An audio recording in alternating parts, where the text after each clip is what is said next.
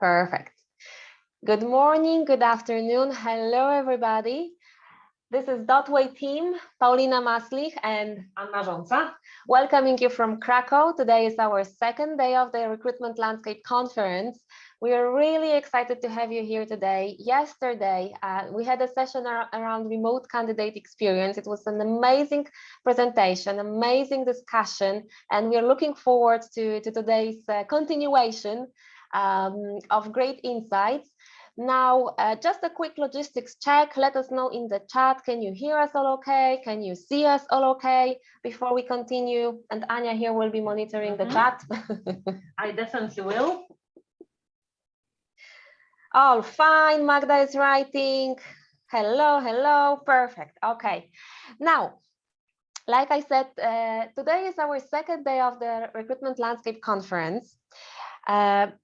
You might be wondering what's ahead of us this afternoon. First of all, we will have Jason Kudrikov, who is already with us on the call, dialing in from Boston, Massachusetts, from Indeed Company, walking us through algorithm behind the scenes, or what world's #1 job site can tell us about data analytics that will be useful for making recruitment strategies.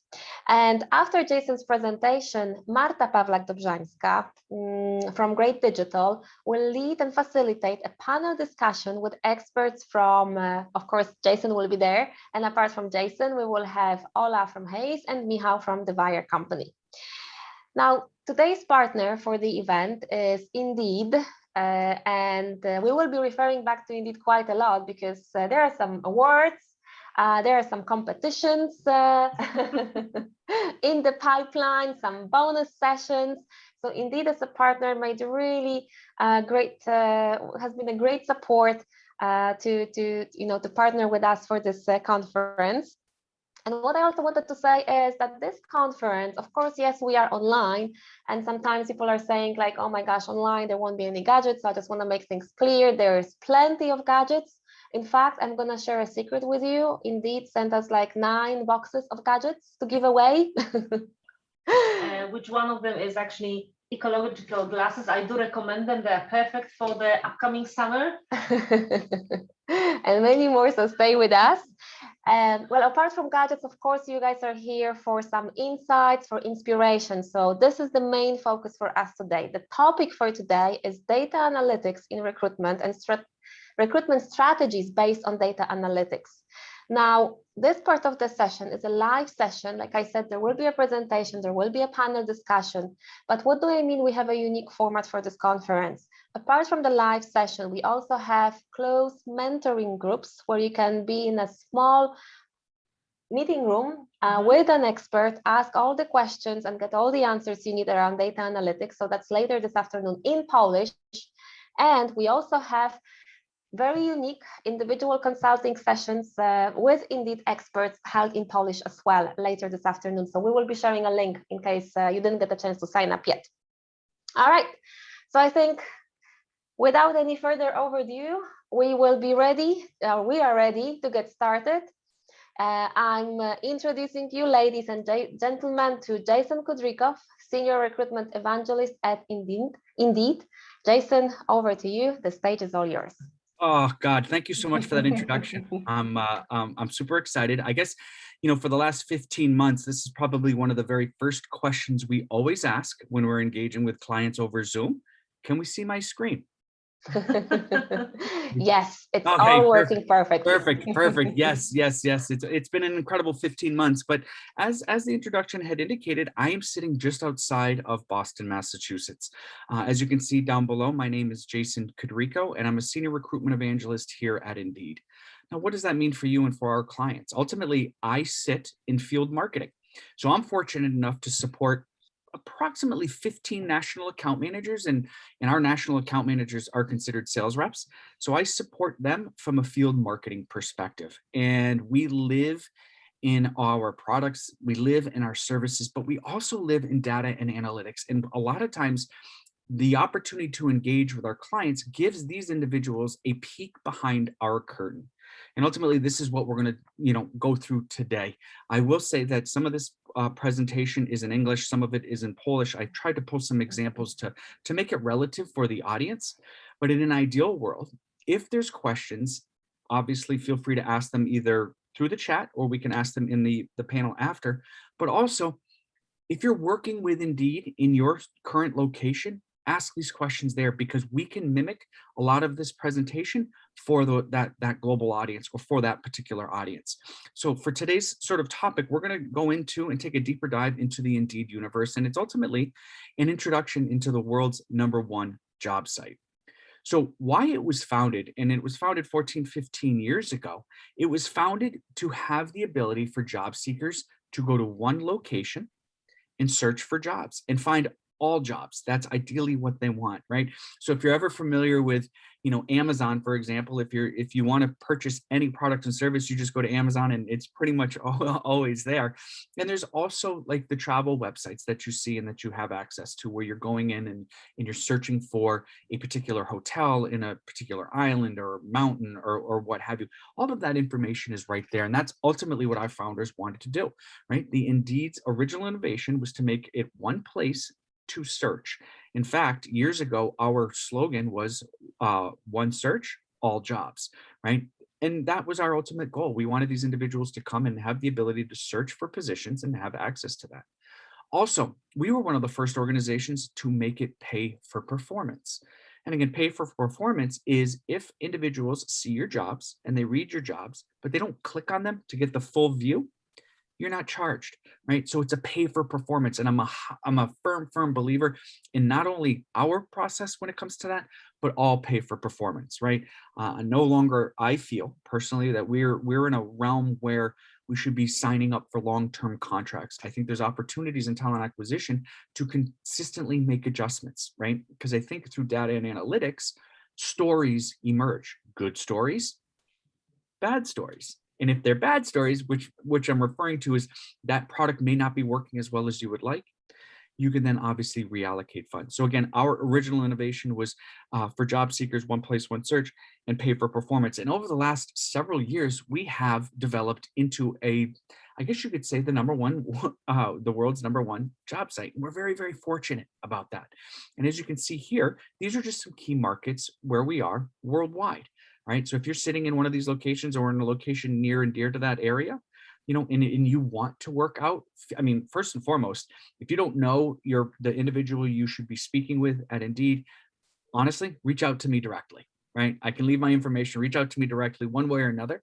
We'll have the ability to get you in touch with somebody in your region, right? So from that key standpoint, when we're looking at the key markets, we're also focused on the global market on a mobile device. We know mobile is super important, and we've accessed and we've created and we've worked all of our analytics and our products and services to be fit in that mobile space. All right. And the best thing is that we also know that quality candidates are always considering their options. Here in the United States, it's super competitive for just about any position, whether you're in the healthcare space, whether you're in the transportation and logistics, whether you're in retail, right? We have seen, because of COVID and because of the government and what they've handed out as far as compensations and unemployments and things like that, it's very difficult as we emerge in the United States out of COVID. It's very difficult to hire these individuals. Also, job seekers are doing different things. How job seekers searched for positions this time last year, right, is completely different. They're looking for different things. The majority of the country has worked from home or worked remotely. And as people have done that, they've said, you know what? I enjoy not sitting in traffic. I enjoy being home for my children for their activities and dinner and putting our kids to bed and things like that. So their thoughts, their wants in employment have changed, right? So we know that quality candidates are always considering options. And as we finalize some of these numbers here, we know that Indeed is #1 in mobile. We have about 250 million unique visitors each and every month on a global scale. We have 25 million jobs on Indeed each month. And our fun fact is, do we know how many jobs are added to Indeed per second? Drum roll, 10. We get 10 jobs added to our site per second on a global scale. We have 200 million resumes. We have 7 million that are added either added or updated each month. And at the end of the day, we have 400 million searches worldwide, or excuse me, 400 million searches in the United States, 1.8 billion searches worldwide in 2019. I bring up these numbers not to tout that say, hey, this is the best, we're the best, et cetera. It's not about that for me. Again, I sit in marketing. My goal is to look at all of this information, and what I see is traffic.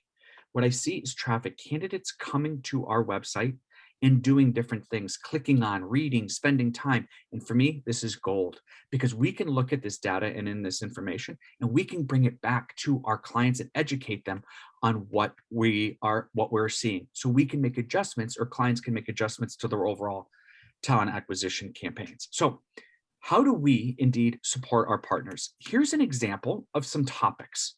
All right, these are just a few topics where we focus on employer insights, and we talk about that data insights. We have why search matters. It's like that Indeed 101. It's an introductory to the platform, talks about the algorithm. We talk about brand management and SEO, which is, by the way, extremely popular these days.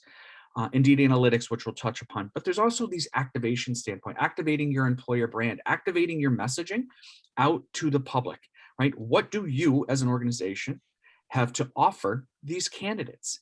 And again, especially today, we have an acronym here in the United States. It's the WIFM, which is what's in it for me. And job seekers are consistently looking at what's in it for them, both personally and professionally.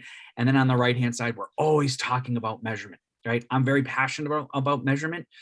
We track it, we measure it, because if you're tracking and measuring, you can make modifications, right? Nothing is perfect, especially this day and age. So what we want to do is we want to evolve. We want to try something. If it's working, all right, let's continue down that path, but let's continuously try to tweak it to make it better. And obviously, if it's not working, then we can make some sort of adjustments.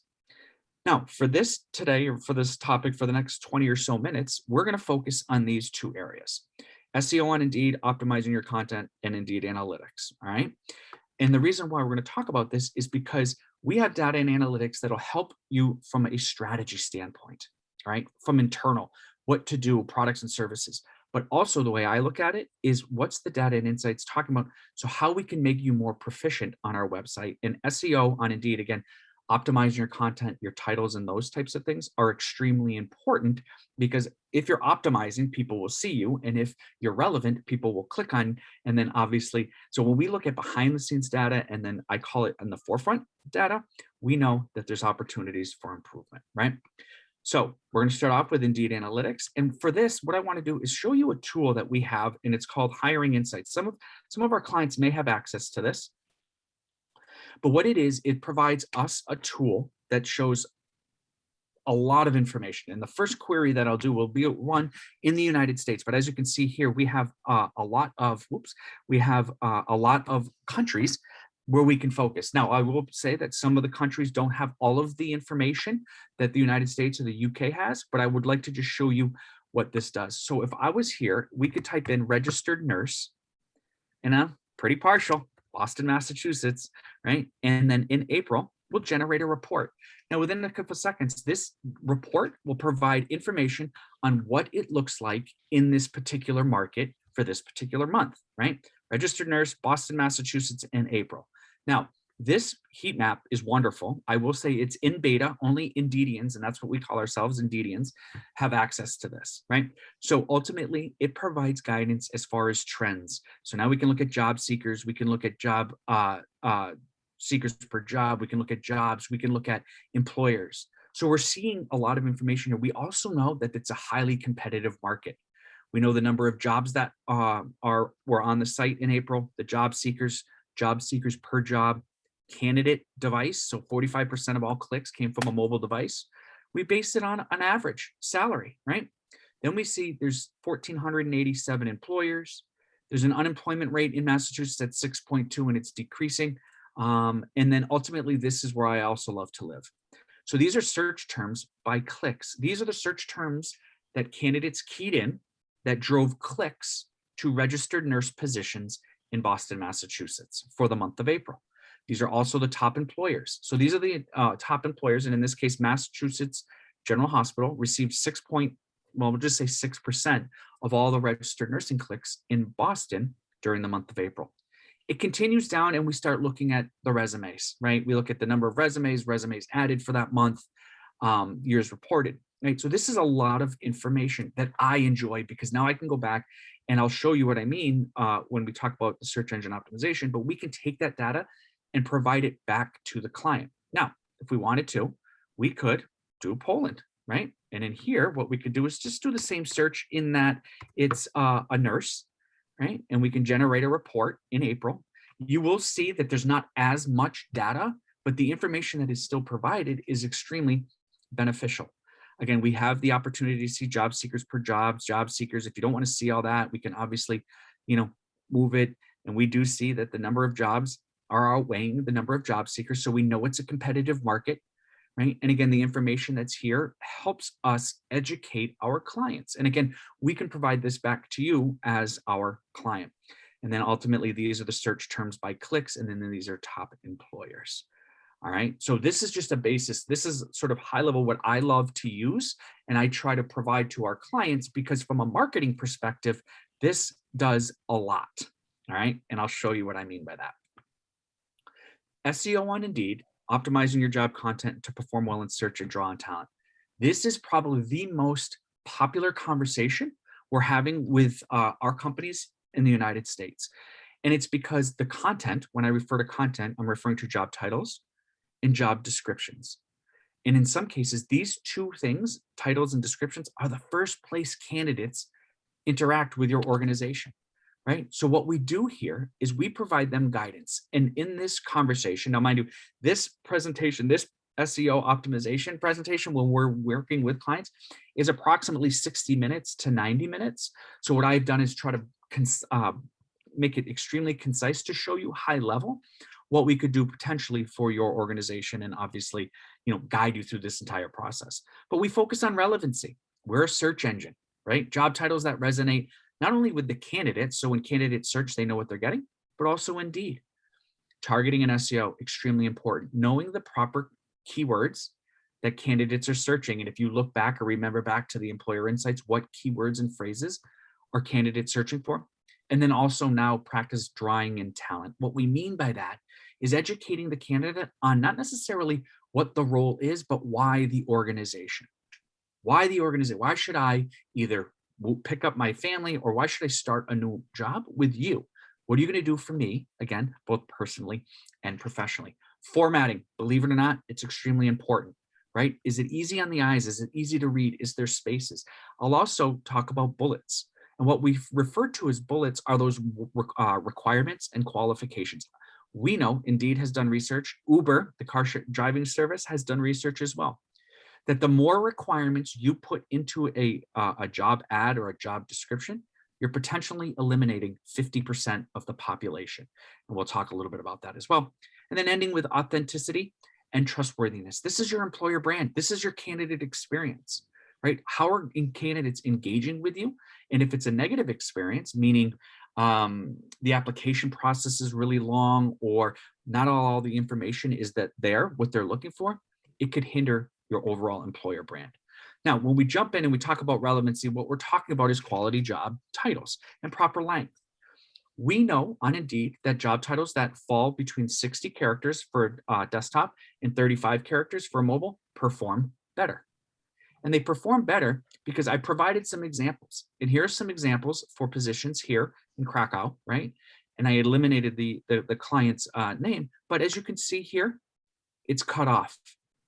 The job titles here, as this example, they're cut off. And we know job seekers are less likely to click on these positions because all of the information isn't there.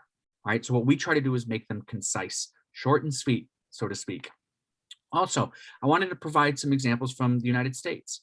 As you can see here, we're talking about jargon, extra information in job titles that candidates don't search, right? It's talking about needed in Bristol. Bristol is a location in Connecticut, but as you can see here, it's listed here.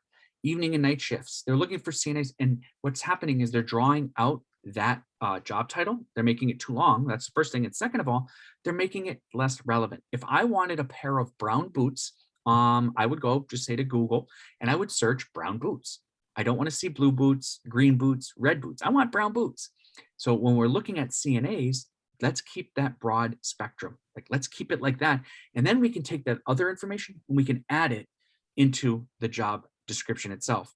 This is talking about a nursing supervisor in the Knight's Baylor program. I asked the particular client when we worked with them, I said, what is that? And they just sort of shook their head and they said that shouldn't be in there. Again, thinking about relevancy, thinking about the opportunity to educate people on the position and not necessarily where it is, because again, we want the ability, or we want that job to be shown. And again, the last two examples, you know, we laughed with the client when we said urgent need. Well, you're advertising a position. We know that there's a need. And if there is an urgent need and you want, because believe it or not, in the United States, hiring immediately is a key phrase that candidates are searching. We can add that into the job description, but we tend to recommend removing it from the job title. Then we move into the targeting aspect. And some of these screenshots are going to look familiar, because when we're talking about targeting, what we're focusing on is those quality keywords. All right. As you can see, this is a screenshot of the Hiring Insights report. And what we ended up doing was we took the nurse or nursing from Krakow, right, in the month of April. And these are the keywords and phrases that are driving clicks. We also wanted to show that on a whole scale with regards to Poland, as you can see, there are some similarities. There are some differences. How people search for positions in different parts of the country are going to occur. How you search for a job in Boston, Massachusetts for a nursing job is going to be different than how you search for a nursing job in Austin, Texas, so to speak, right? So we look at these keywords and phrases, and then what we ended up doing is showing a sales representative. We did the exact same thing, right? Showing you in Krakow and also in Poland, just to show you sort of the differences here, right? We have number 2, they're different, right? There are some similarities. And then at the next step, we then show you, all right, this is a client of ours in the United States, in Maine, state just above me, north of Boston. We took registered nurses in April. We pulled one of their registered nursing positions. And we said, all right, if these are the keywords and phrases that are driving clicks, right? These are popular terms and phrases we should add into our job descriptions. We go through and we provide guidance on this, right? There's 3. They have RN, and nursing. We might want to add a few more, right? We might want to add registered nurse, right? We don't see registered nurse in here, but if we add registered nurse, again, from an SEO, search engine optimization perspective, it'll be beneficial, all right? Then how will the right keywords affect in performance? So then when we look at data, now we're looking at the other information that we have through our customer service aspect of things. We can look behind the scenes and see how these jobs are performing. An example here in the United States, we had registered nurse versus RN. We had a registered nurse title, we had an RN title, and we know that in this particular case, RN performed better based on number of impressions, clicks, applies, and then ultimately the cost per applicant. We did the same thing for sales rep. Sometimes our clients call them account managers, as I had indicated earlier. In Indeed, or at Indeed, excuse me, we call them national account managers, right? In this case, sales rep performed better based on impressions, clicks, applies, and then obviously the CPA, the cost per applicant. We get into formatting, right? What we want to do is show clients what things look like. And then ultimately we talk about where do key messages appear in your ad. And for this, we have a little game. We don't have time for it now, but what we do is in the slide before, we usually have words appear on a screen for about 20 seconds. And we ask our clients to try to remember them without writing them down, what they were in what order. And it's all based on to talk about the attention span. And in this particular case, with regards to the jelly effect, this blue line imitates or is the attention span. All right. So what happens is we usually remember the important things or the things that come up first. And then as time subsides, we don't necessarily remember the things that come at the end. We remember things that are, set themselves apart. Like if you have a bold word in the job description, and then also if you want to repeat things. The point to all of this is put the information that's important first. Now that could be benefits. We're seeing a lot of that in the United States. Again, why do I want to work there? What are the benefits? How are you going to keep me safe? How are you emerging from COVID? It's not necessarily about the exact position, right? If you're a nurse and you've been a nurse for 3-4 years, you have an idea of what that role is. So you don't necessarily need to be educated on that role, but ultimately the facility and where they'll be ending up working, right? Then we ask, are your ads overwhelming? And what we mean by that is we know there's a sweet spot, 700 to 2,000 characters. So basically a page and a half. Now you might be saying to yourself, 700 to 2000, that's a big delta. Some clients consider a space a character and some don't. But again, the realm is what we're looking at is about a page, page and a half. And I always ask my clients, what if a client a job seeker came to you and provided you a 4 or 5 or 6 page resume? Would you read it? Also, candidate experience, right? Each screenshot here is a flick of the thumb on your mobile device. And in this case, there's 11. What we're trying to do is focus on 3 to 4 swipes. Think of you as an individual. You're sitting on the couch. For me, I open up an article, I scroll right to the bottom. I want to know how long this is going to take me, right? So keep that candidate experience fluid and nice as well. And then as we wind on down, right, quality job description, perform well in search, and then draw on talent. Here are a couple of examples. Here's Spotify, looking at some keywords that are drawing talent, or working in search. Then we also have keywords and phrases that are drawing in talent, pulling at the heartstrings, educating them on why. Another example, PayPal, right? We know that content, strategist, writer, these are keywords and phrases that candidates are searching. And then we also have, obviously, the areas that they're drawing in talent, educating them on ultimately the why. We show examples. We discuss, right, in these conversations, how things work, how they look. I love this ad from an aesthetics standpoint. We have a couple bullets, right? We have spaces, paragraphs. It's easy to read. Here's another one, PepsiCo, right? Again, bullets. And when we talked about those bullets, it's a concern of ours in that, bullets, the more requirements, and I want to just make sure I talk about this, you're eliminating potentially 50% of the population. Why? Because women are less likely to click on roles. They don't fit all of the criteria. The interesting thing is, guys, we don't care. We don't care. We meet one requirement and we're gonna apply. So again, bulleting and having those requirements is important. And then last but not least, and to round the conversation out, we talk about employer brand. We talk about the candidates coming to company websites, profile pages, right? When visiting a profile page, right? Job seekers spend 60% of their time on reviews. They want to know what it's like to work there. Also, the amount of time on job seekers spend on company pages on Indeed has increased 65% year over year. So it's an education process. They want to know why I should go and work for your organization. Also, 65%, and again, this is where we're looking at all the data and analytics that we have. People want to feel a connection to a company's mission, vision, and they want it to resonate with their own values, right? They want to believe in it, okay? And then lastly, what we show is go into the profile page. And in this case, this is Indeed's on the Poland Indeed website. From there, lastly, we provide recommendations, and there are no recommendations here, but we engage with the client based on the data we have found, based on what we have discussed, based on their overall talent acquisition need. We ultimately provide back recommendations. We always leave recommendations on things that are long-term, might take a little bit longer to install, and then obviously short-term, right? So I know we went through a lot of information in that sort of short period of time, but I reassure you that one of the things that drew me to Indeed when I was searching for a position is the fact that we pride ourselves, and I pride myself on partnership. The P word, right? It's all about a partnership. I don't like to consider Indeed, or anybody at Indeed for that matter, we're not a vendor, and I call that the V word, right? We want to be a true partner. We want to understand what your needs are. We want to work, if you're working with agency partners, we want to work with these individuals, because at the end of the day, we want to make you as efficient, as proficient, and as successful on the Indeed platform as possible. Thank you.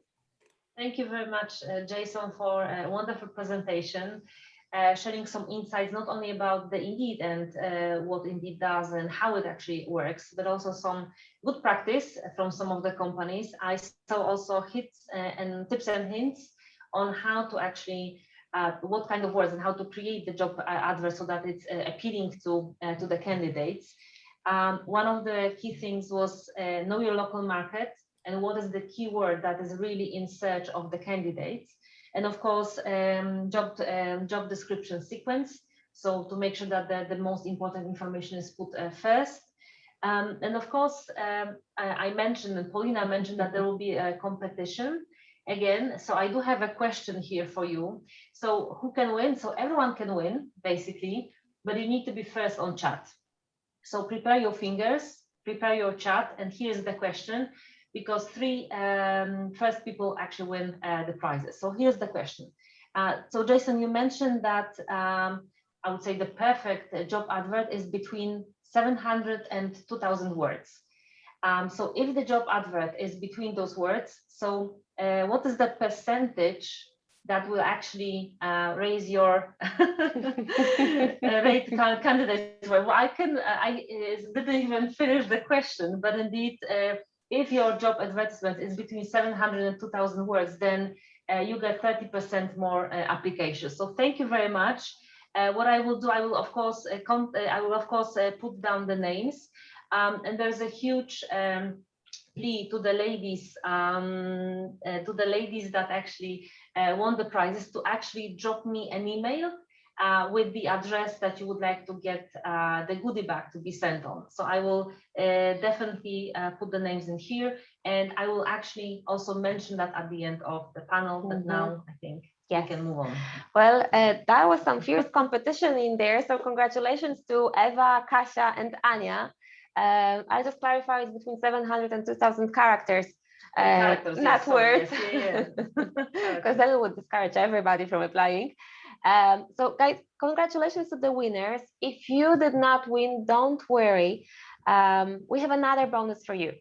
Jason, you presented today tons of inspirational information and insights around the keywords, the key searches from the candidates. And I'm sure some of our participants are wondering, oh my gosh, what are my candidates searching for? Or how is my company performing on this, on Indeed, on this world's #1 job search website? Because if you have your job posting out there, Indeed will aggregate that, and your job will be presented, or job posting will be presented on Indeed. So what's the bonus? If you want to know more, if you want to get some of the data that Jason was presenting today, then Indeed is offering this week only very unique individual consultation sessions in Polish. If you're worried about your English, those sessions are in Polish, and Anya is typing right now a link where you can sign up, and it's like with no strings attached. Feel free to schedule, feel free to have a chat and see how Indeed can help you basically with data analytics for your job postings and raise the effectiveness of your job posting. So we've got the link. Feel free to sign up. And make sure to stay with us till the end of our session, because gadgets and the free consultation sessions are not the only bonuses we have for you today. But let's move on. We had Jason's presentation, and now let's move on to the panel discussion to dive deeper what it means in practice for companies to make strategic recruitment decisions based on data analytics. And if you would be having questions, like there were questions, will the recording be available? Because there were tons of insights. Yes, the recording will be available. If you have more questions to Jason or to any of the panelists, feel free to drop them in the Q&A option that you have visible on Zoom. And allow me to introduce the facilitator of our today's panel discussion. Marta Pawlak-Dobrzańska, the founder of Great Digital, also the HR strategist and analyst, and the consultant for candidate and employee experience. So Marta, we have you online already. Hello, Marta. Oh, hello, nice to see you. And Marta will lead the discussion. Jason, of course, will be on the panel answering some of the questions. And together with Jason, we also have Ola Tyszkiewicz, Client Engagement Director at Hayes. Hi, Ola. Hello, welcome. Thank you for joining us. And hello. Last but not least, we also will have Michał Młynarczyk, CEO and founder of the Devire, I hope I'm pronouncing this correctly, Devire company. So, hi, Michał. Without further ado, Marta, over to you. Guys, over to you, and let's go deeper into data analytics. Thank you, Paulina, very much. So hello once again. Let's start maybe with introducing our panelists. I think that Jason have already presented himself. So maybe let's start with Ola and Michał. Ola, could you please introduce yourself or our guest? Sure. Of course, with greatest pleasure. So hello, everyone. My name is Ola Tyszkiewicz. I'm a client engagement director at Hayes, focusing on investors, focusing on our strategic clients, advising them what would be the best solution addressing their current needs. And very often our discussions and final advice is exactly based on analytics and some basic information that we are getting from our clients. So that's the reason why I'm here today. So thank you again for the invite. And I'm really looking forward to this discussion. Thank you, Ola. And now, please, Michał. Sure, Marta. So I'm the managing director of Divire. Divire is a white-collar recruitment company that is very much focused on digital world. We try to merge marketing and employer branding and recruitment. So obviously, this is all underpinned by data. Overall, we have around 1,000 recruitment projects every year. And we also try to give back to the HR community some data from our research. So hopefully I will be able to share some of this knowledge today. Okay, thank you very much. So I think we can all start. I would like to start our discussion with maybe some general question, but the trick is I would like you all to try to answer it briefly for, let's say, no more than 2 or 3 minutes for each person. So the question is, why do you think is data analytics so important in HR? So who would like to start? Well, I can go first. No Okay, problem. So actually, data analytics is absolutely very important, and it should be important. However, the level of importance and the level of data the certain organization is looking at should be based on the key concerns, problems, or improvements that organization would like to and should be implementing. So it is important, but everything should be also based on reason. We are not doing analytics just for the sake of it. We should be focusing really on the value that this can bring to our organization. Okay, so according to you, it's a matter of reasons. And now, Michał? All right. So one thing that we have to realize is that times that candidates were simply looking for a job and you can push just with different tools to get more candidates are gone. Yeah. Now you need to. We are in times of clever recruitment and you need to use intelligence how to attract candidates that are good for you and not even. You need to get intelligence on yourself, how you are perceived to put the message right. It's not even how the candidates, what kind of keywords they're basically putting to find this kind of jobs, but how do you want to be perceived? What kind of keywords they want to associate with your organization? So I believe this is the future. It's data analytics will put winners in front of the crowd. So that's where it's getting. Okay, thank you very much. And now, Jason, last but not least. Yeah, and I agree, with both. And a lot of it has to do with the fact that if you're not tracking and measuring, you technically don't necessarily know what is working and what is not working, right? And I think a lot of the fact is that as we grow and as we're doing different things and as job seekers' actions change, right?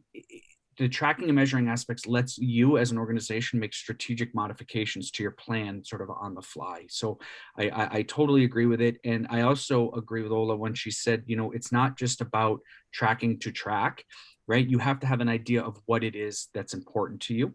And ultimately, going through and making sure that you have the information to help you not only make sort of strategic modifications to your talent acquisition strategy, but more importantly, make strategic buying decisions, right? What's working versus what's not. Maybe we reallocate funds.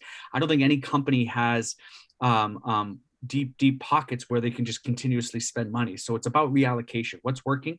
And then obviously staying with that. And if it's not, then we can obviously reallocate. So again, to summarize, I think it's important. Okay, thank you. And now I would like to get back for a moment to Jason's presentation. What data in this presentation did you find the most interesting for you or maybe the most surprising in Jason's presentation? Was there something surprising for you? I mean, maybe. I would say surprising. Michał, now it's your turn, because I was first one last time, so now it's your turn. Anyway, that may be a bit surprising that people are looking for simplicity that much.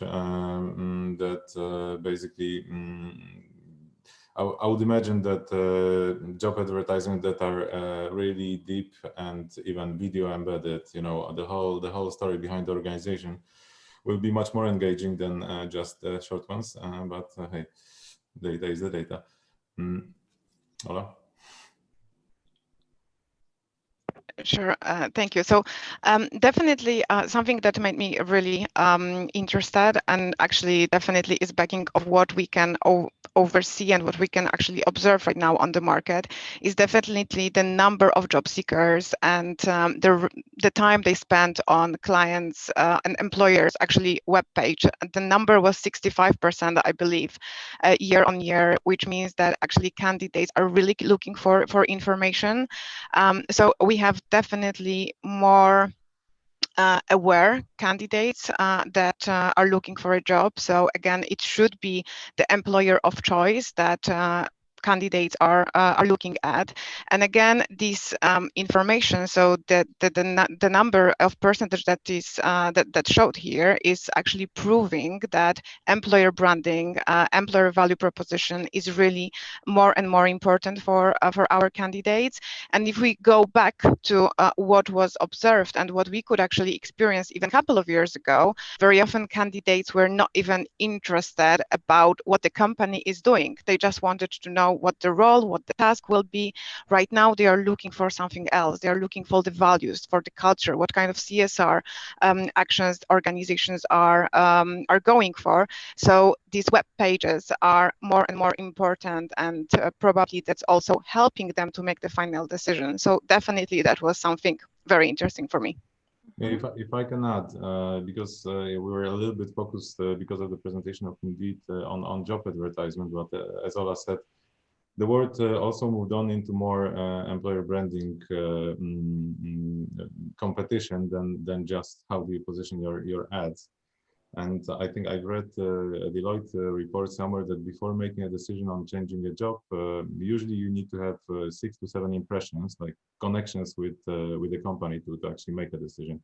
What are those impressions? It's not only a job, but job ad is only one of them. So then a company webpage, career site, maybe a video, maybe a colleague that you came across, maybe some LinkedIn person that popped up in your window, maybe some Google advert. So many things, and this is basically what companies now are investing in, and this is also the analytics of all those sources is quite important. Of course, the biggest money spending is on job boards, and that's like the basic. You should look on how much return on investment you get on all of them. I guess all the recruitment companies do it, and also the funny thing, because I think over 20 years ago I had a thesis in my master's degree that the vertical job boards will take over the world. Yeah, the press with the Indeeds, the generalists will no longer be there, but which was not true. But in fact, what is happening now for certain industries, there are job boards and certain position job boards that work really well. And for instance, in Pracuj, if you start advertising IT, you're wasting your money. And you have 3 others, I don't know if I can mention names, but anyway, it's competitive, no fluff, just join IT and Bulldog Jobs, and all of them are actually brilliant to get this kind of stuff. So if you don't know it, you're wasting a lot of opportunity. Okay, thank you very much for that opinion. I would like to ask you once again about those focus on reviews. Do you really think it's a part of employer branding, or is this something opposite? Why the candidates are so focused on job reviews? What do you mean by job reviews? On the opinions included in the company profiles. Well, if I can add, I guess it's not only job reviews. That before changing a job, everyone will check an opinion with someone who's already working there or someone who worked there. the world is so interrelated now, interconnected. Again, I saw that probably in a medium-sized company, let's say 250 people, usually 80% of employees already know someone who works in this company. So it is actually a great indicator why you should focus on employer branding and also use employee recommendation platforms or empower people to motivate people to recommend candidates, because most of the candidates that land in your organization you could get free just by referring by someone else. So it's no longer, as Ola said, it's no longer there's some company out there and okay, I'll take a job and let's see. It's rather what they say about it, what my friends are say about it, what my friends will say about it when I join. So yeah. Okay. And just to add to that, I think reviews are important because it's sort of how we live from a consumer aspect of things, right? So if you go out and you want to buy a car, you want to buy a bike, a hat, shoe, whatever you want to purchase, you're looking at that particular product and service online.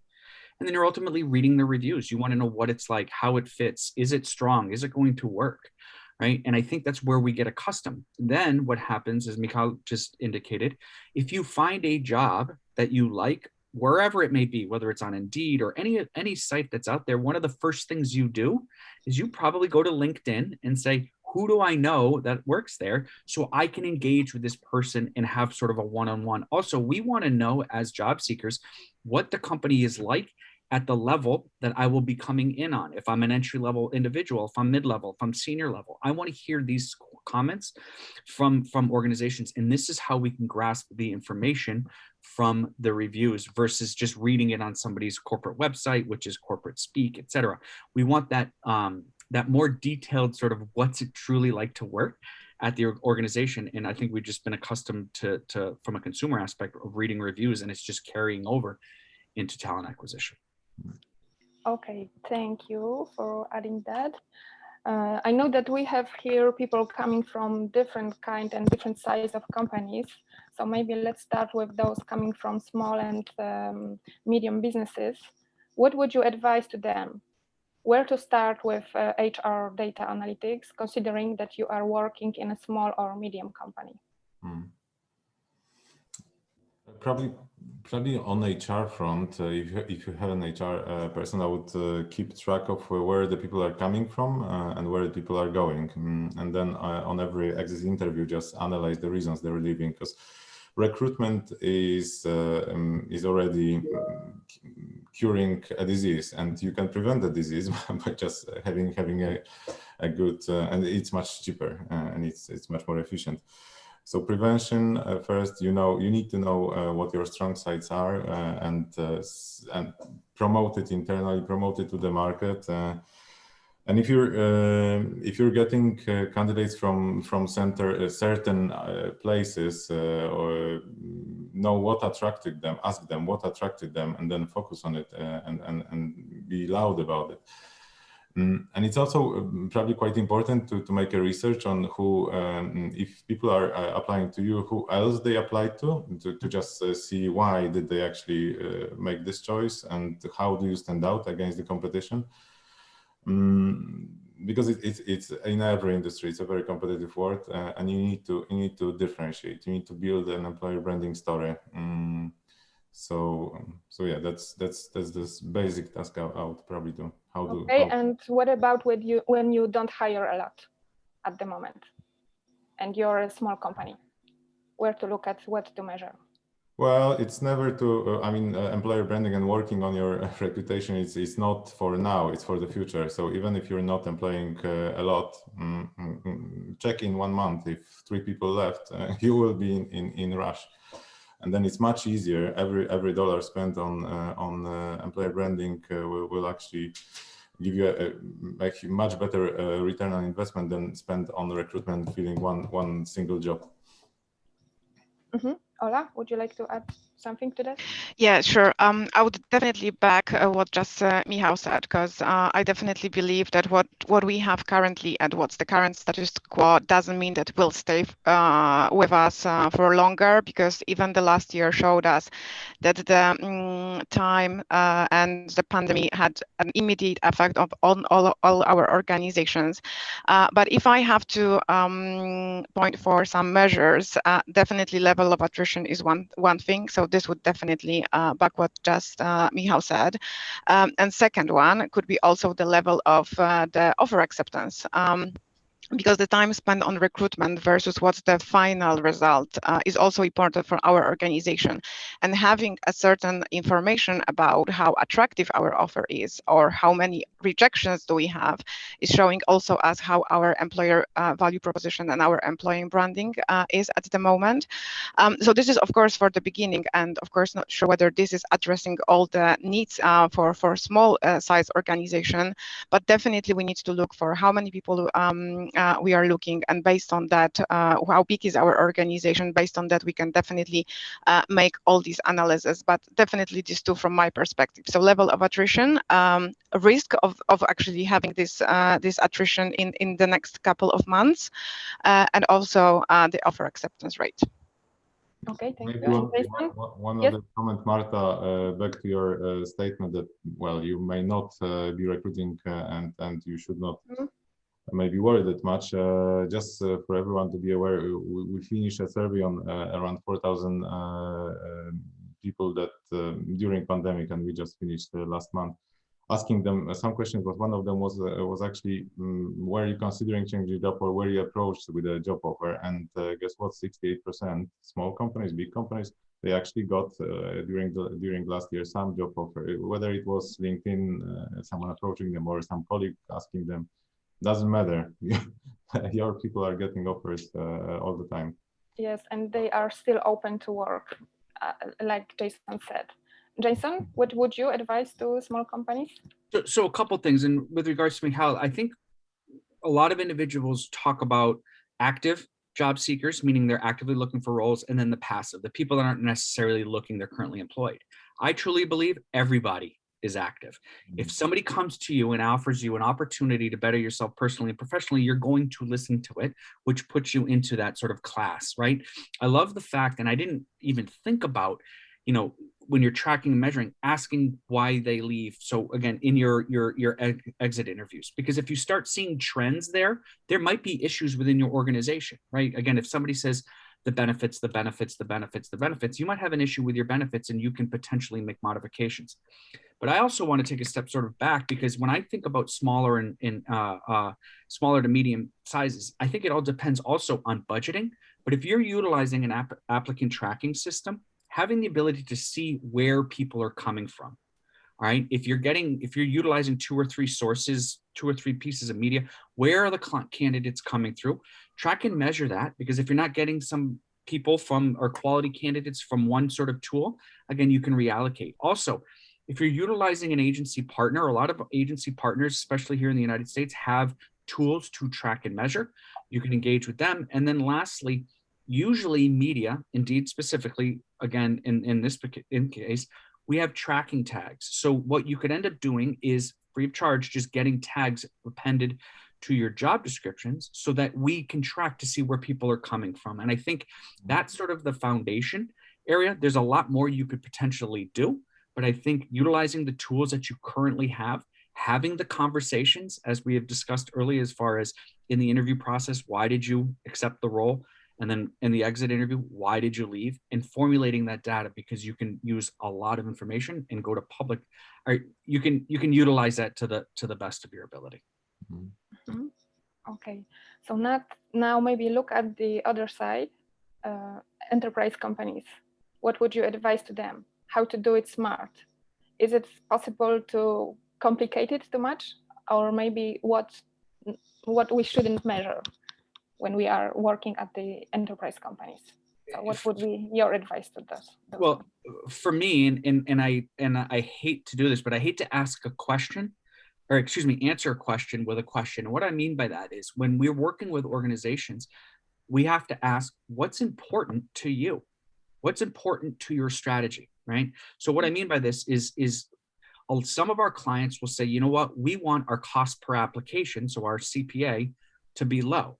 Some of our other clients will say, frankly, we don't necessarily care what our cost per application is. We want to make sure that we're focused on our cost per hire.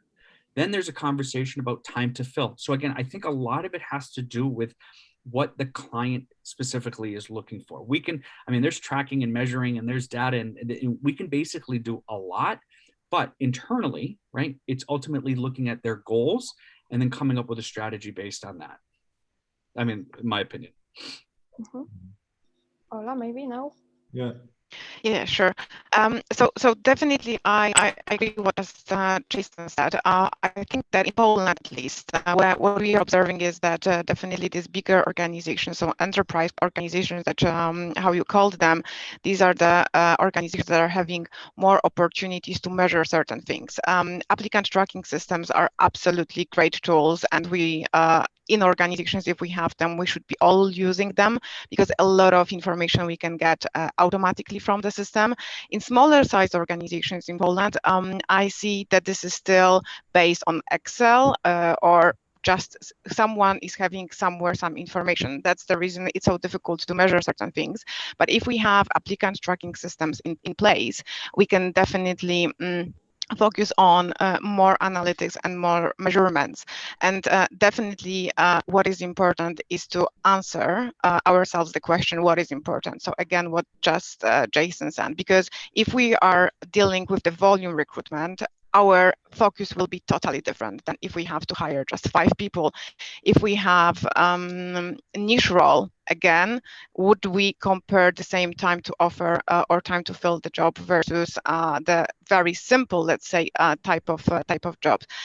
So there are different measures, but again, all of these measures should be addressing our needs and also our stakeholders, because of course we are speaking here also on behalf of our stakeholders, not only HR, but this should be a common goal for the organization. And only if we have this information, what we should be focusing on, then we can create reports, we can create meetings, and a continuous improvement that will be based on this analytics.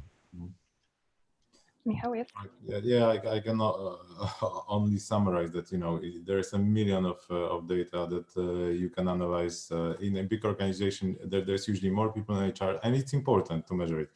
You know, starting from number of application conversion ratios, how many do you get to interview, how many do you get rejection for the interview, how many after interview actually accept your job, how many from the CV sent you actually want to see. All this data, time to fill, time to offer, will help you to improve the process. And this is the bigger organization, probably the more important it is, and you have money for it, because, or you have people in HR who should look at it to improve the processes.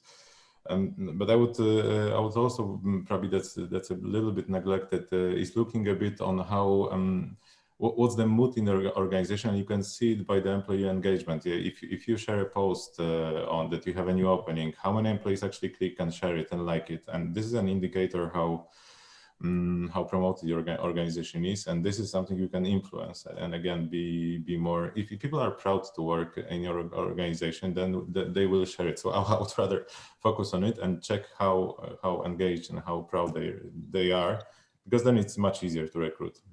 Again, the multiplier of the cost is much greater than just paying for more ads, let's say, on a better source. Okay. Hi, Martha. Can you hear me? Yes, of course. Sorry to interrupt. I think we have some great questions here in the Q&A session from Dominika.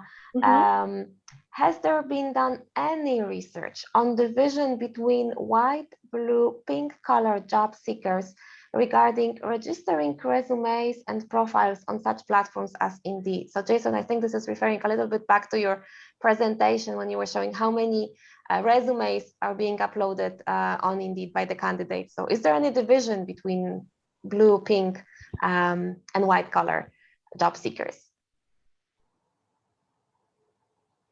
There we go. I'm going to take myself off mute there. But, you know, so what we see is approximately a 50% differential in the sense of men and women. what we have also seen, and again, and I'll speak to the United States, is recently we have seen women, because of COVID, are not coming back into the workforce for whatever reason. And we are starting to invest as an organization to get individuals, get women to be more involved, whether it be from a compensation standpoint. But we have seen, I think the number was something around 2 million women have just not come back to the workforce, because again, as things have changed with COVID or families or what have you. So we have started to see an influx of obviously men versus women. We don't classify white collar, blue collar, pink collar, those types of things with, I apologize. We have that data. We don't release any of that data. That's sort of housed. I think with Indeed, what we feel is we don't necessarily care who you are, as long as you can do the position. So again, we used to be about that 50-50 men and women. And then, recently for the last 6, 8, 10 months, we've seen just a huge decrease in women entering the market. I hope that answers the question. Thank you, Jason. Great answer. And by the way, Dominika, if you're with us, make sure to email Anya for your goodie bag, the shipping address as well. Thank you for asking the question. Marta, back to you. Okay, so let's get back to our discussion. We are talking a lot about recruitment and data analytics in recruitment. So maybe this kind of question: what data recruiters spend too much time analyzing, according to you? Is it possible, for example, to spend too much time analyzing HR data? Of course, there's a gas curve, as they say it. You can improve up to a certain level, and then every hour spent, it's not moving you that great much. Would you advise to skip? It very much depends on the situation you're in, on the company you're in. So every case is a little bit different. On large accounts, probably the more data you have, the better. On the small ones, it's more important to fine tune the story than actually analyze those 5-10 candidates that you got. It's better to understand this one particular candidate and the motivations, and because again, the situation we're in after COVID is that there's a much bigger number of jobs that we had before COVID, and but the candidates still did not switch to this mode that it's normal and we can change jobs, and the refusal rate is double. So yeah, you can track where you're getting candidates, etc. But actually, you will improve your process when you think how to convince this 1-2 candidates that you have, and check their motivation and work on their motivation. We observe it's almost 50% now, that every second candidate refuses a job due to counteroffer, due to other reasons.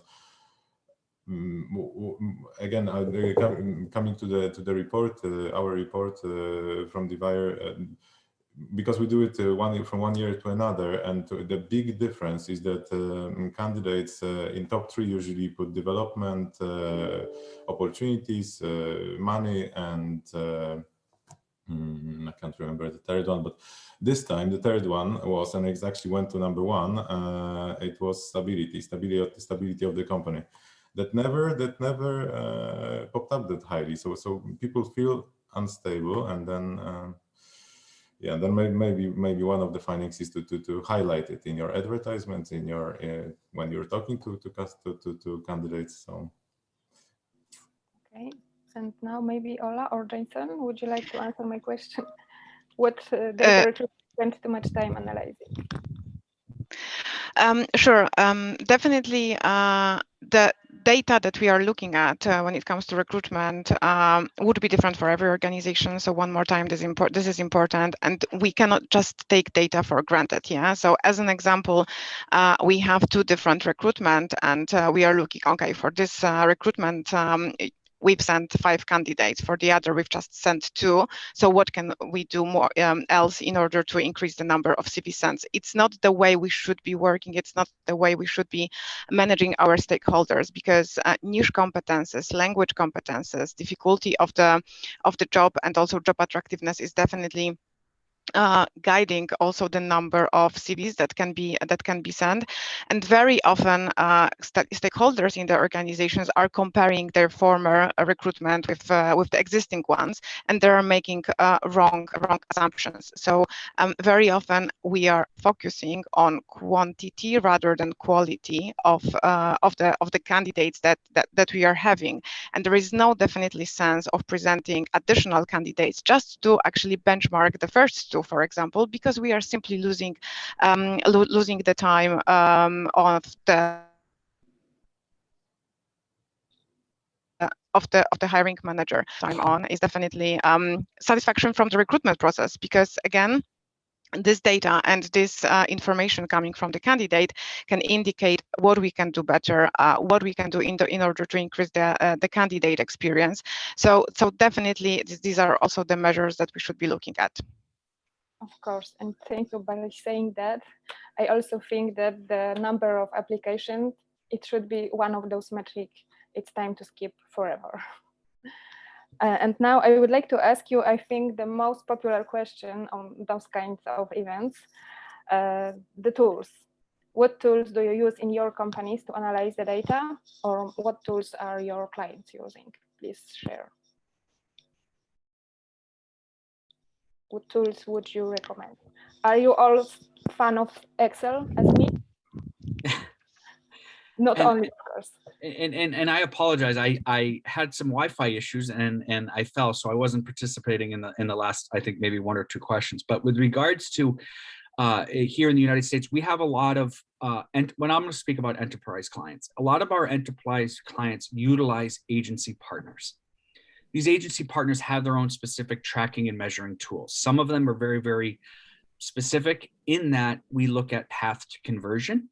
And path to conversion, and again, what I mean is if they start on Google and they search for a position and they go from Google and then they go to this website and then they go to this website and then they go to this website, and then at the end of it, they click apply on the company's website, they're providing a percentage of where people started, where they're going, so that they can allocate and figure out ultimately where companies are coming from. So that's the enterprise company that's truly involved with it. Also, track to hire. I mean, all the way from where, again, with these tags that I had mentioned earlier, where candidates click on positions and then they get hired, you can refer back if there's that synergy between the applicant tracking system and that media to figure out, okay, we truly know that 15 people from Indeed came and we actually hired them.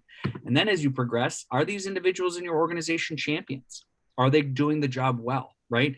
And again, you can sort of continuously go down that particular process. I wish I could speak to some of the tools that Indeed is using from a recruitment standpoint. Unfortunately, I'm not exactly sure. I sit in the marketing side, but I do know that we pride ourselves on tracking, measuring, and going back to the root.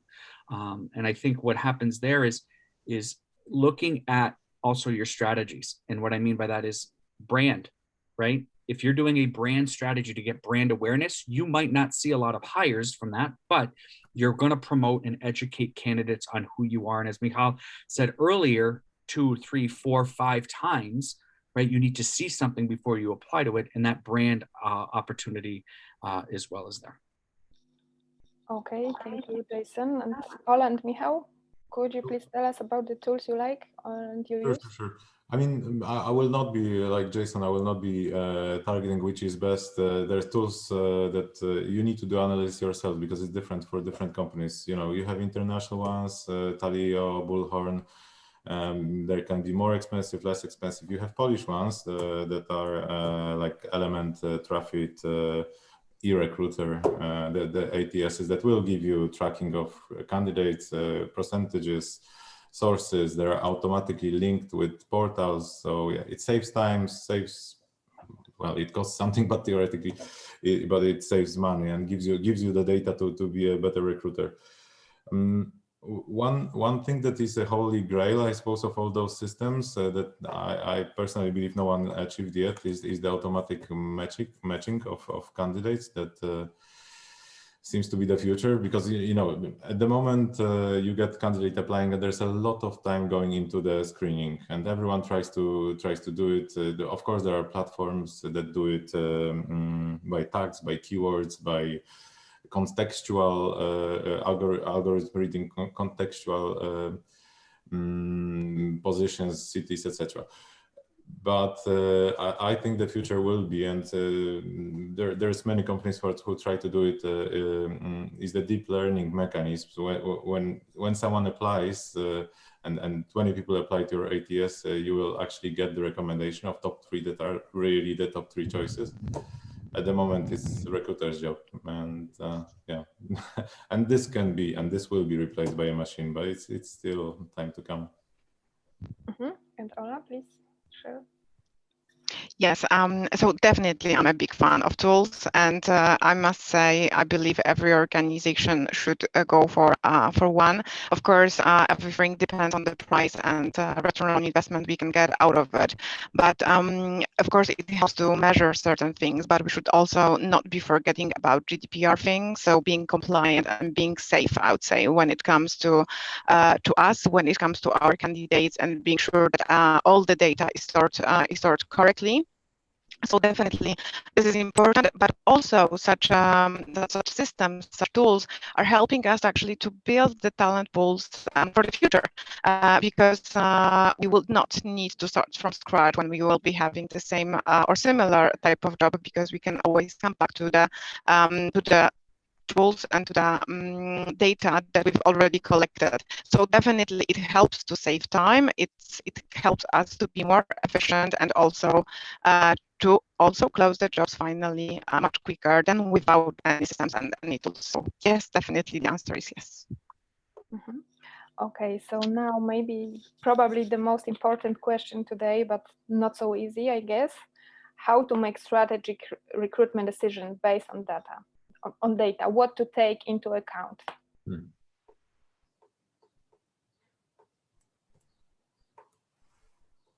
I think the most important. Michał is smiling, so I believe Michał has the answer. Yeah, go ahead, Michał. No, Jason, go on. I think, to make strategic recruitment decisions based on that, you need to be fluid, and you need to be willing to change on the fly. And again, what I mean is trying different things and working on, invest. I said it, I believe, earlier. For us, it's investing in that performance-based media, areas where you can reallocate funds and be sort of, again, making you sort of that fluid, and then focusing on that holistic approach. And I think, for example, when you run sort of sponsored jobs on Indeed, right, but you're also utilizing other products on Indeed, they help one another. Know for sure that if you're running jobs on this particular job board, but you're running a brand campaign or advertising on television or on radio or on billboards or on other sites that are out there from a brand, you're going to see sort of an influx. And I think it's just utilizing, knowing what your strategy is, knowing what you want to get out of it, right? We've had a couple clients that have said, well, we want to do a brand campaign. Well, why do you want to do a brand campaign? They're like, oh, well, because we think that if people know us, they'll apply. Well, I think there's a little bit more to that. But having an idea, and I think at the end of the day, being fluid and being willing to change the campaign on the fly. Okay. Who would like to add to something? Well, it's a very general question, so quite difficult to answer with a precise recommendation. Well, so basically, we all agree it's good to track recruitment data, and we recommend that you do it if you don't do it at the moment. At the bigger organization, probably the more complicated data you can track and how to make improvements. First, you track it, then you present it to decision makers. For instance, most of the organizations probably have dashboards for HR when they see the staff turnover, candidate satisfaction, or employee satisfaction, etc. And you can look at all those metrics and you can track them in time, so you can see if something is going wrong, and you can react. If you don't track it, you will miss something, and then it will be very expensive to turn it around. So yeah, and the simple, sometimes those are simple things. You get a lot of candidates and there's a lot of rejections.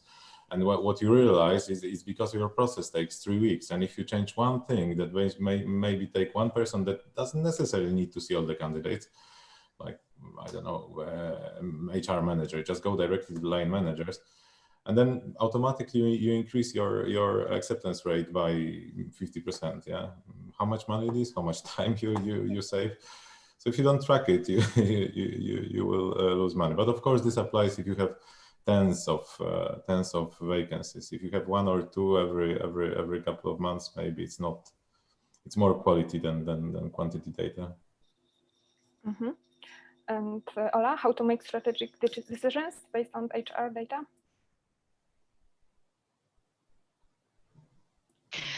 Sure. So definitely they need to address our needs. So again, we need to define what do we want to change or what do we want to keep, because again, there are certain things that may work for us. So there is no sense of actually changing things that work for our organization. So just changing it because and making decisions on what works definitely doesn't make sense. So again, we need to identify the problem, concerns, and things we want to improve. And I think in order to make a really good decision, we should be also taking into consideration other facts, like, for example, condition on the market, what the market data is telling us, what is the level of unemployment rate on the ground, because we know that it has a huge impact on the level of active participants and job seekers.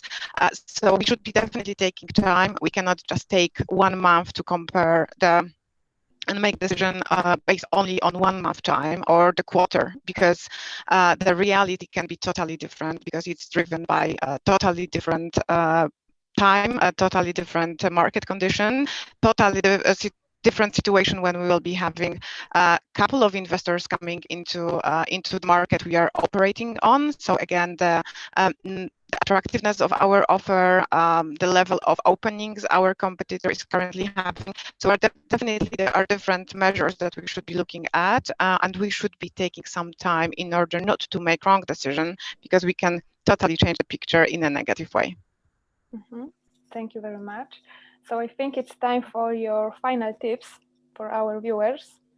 What would you advise to people who would like to start their adventure in HR analytics?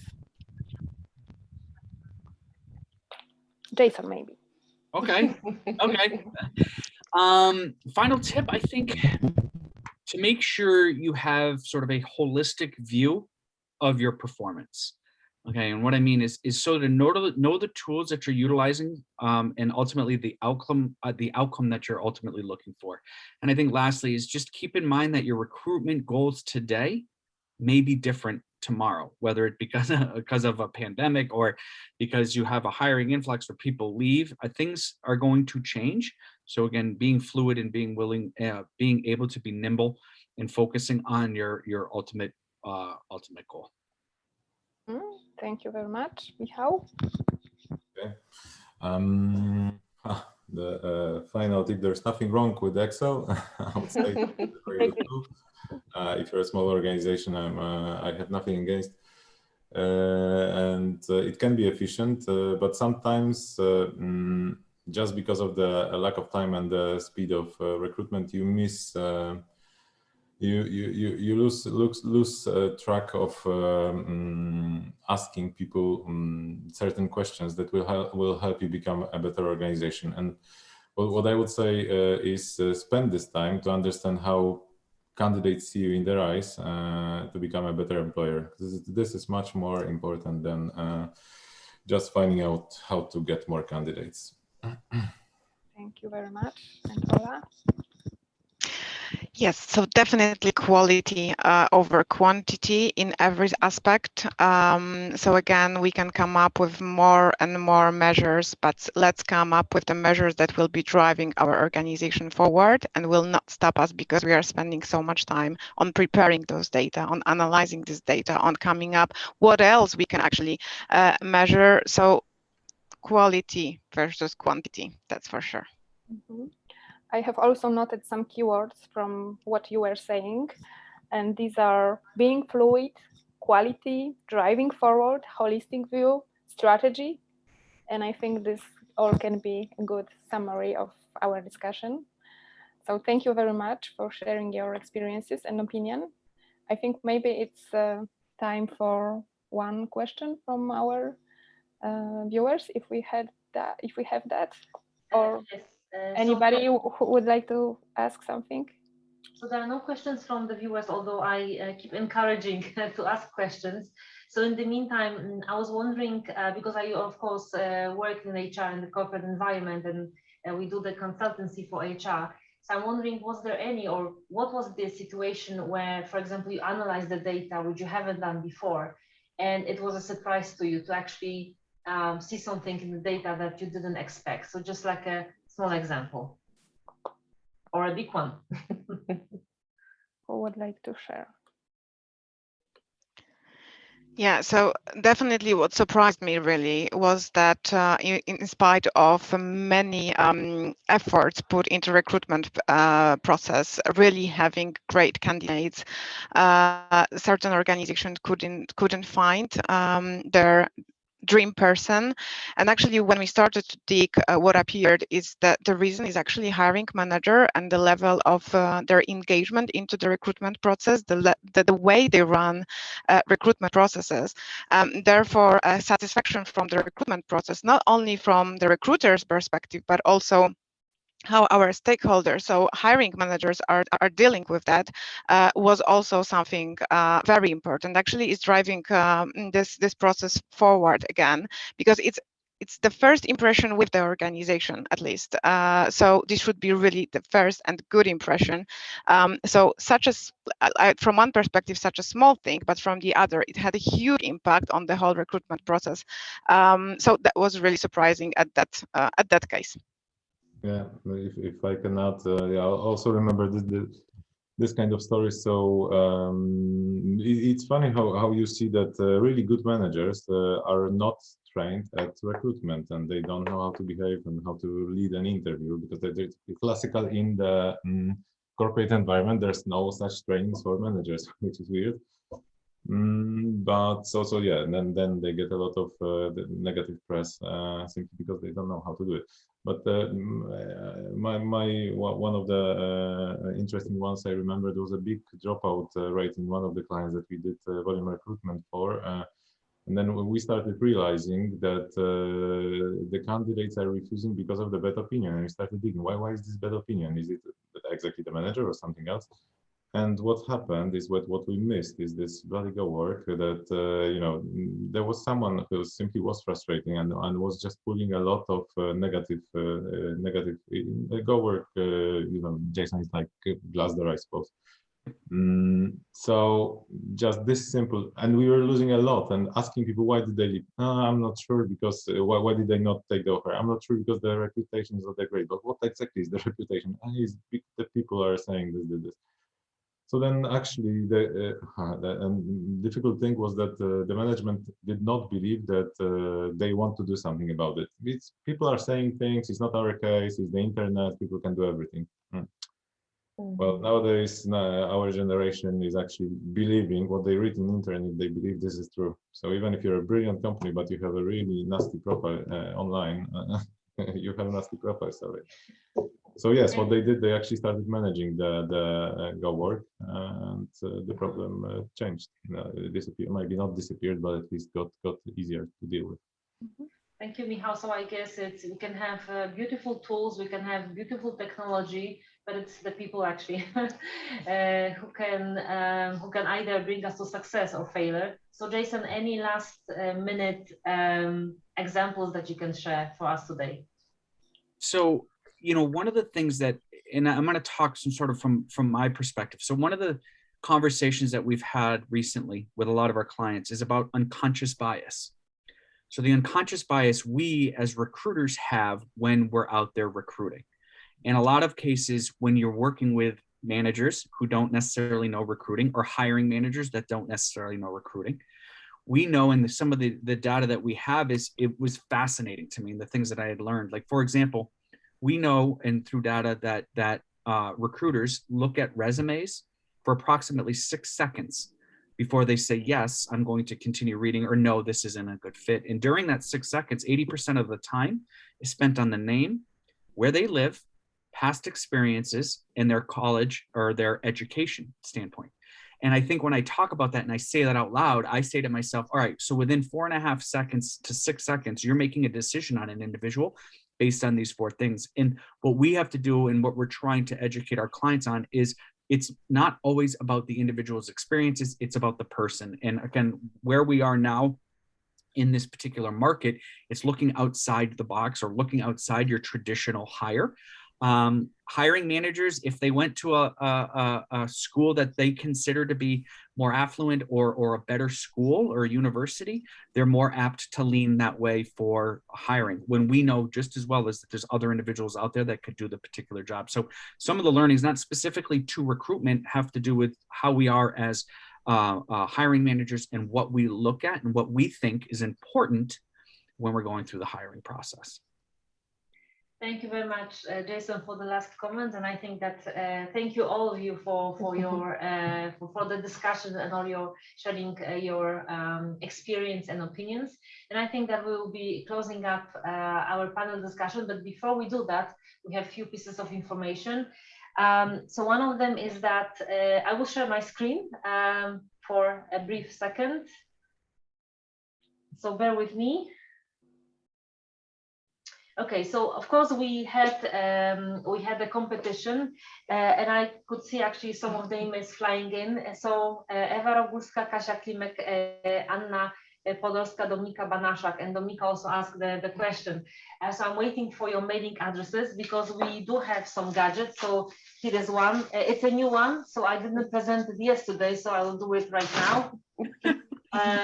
So it's supposed to be a rainy summer in Poland. So here you go, beautiful umbrellas. And there's another thing, bonus from Indeed, because Paulina mentioned that you can actually have a conversation with Indeed around your data analytics. So no strings attached, but basically what you can have is like a pure information also what is working or what is not working in your data analytics, in your job advertisement. So I do encourage you to actually sign up for a meeting with Indeed, and I will put the link again in our chat. And of course, there is a bonus. So in case you would like to have the campaign or buy product from Indeed, then if you spend 3,000 Polish zloty, you can have a bonus of 1,000 Polish zlotys. And what else? This is the end of our second day in the session. Tomorrow we will be talking about the recruitment marketing, and on Friday about the benefits of the well-being, especially now very important. And in 30 minutes we'll be starting the mentoring session with Alina from HR Link. So I think that's it, and of course you're invited to join us tomorrow as well. Please do. So once again, Marta, Jason, Michał, Ola, thank you so very much for lots of insights. Thank you to all of you who were with us today. The session on Thursday and the session on Friday will be in Polish. And all the mentoring sessions, all the consultancy sessions are in Polish too. So grab the opportunity, join us, and let's stay in touch. Thank you for today. Thank you very much, and see you soon. Thank you. And I hope I can. Thank you very much. Thank you.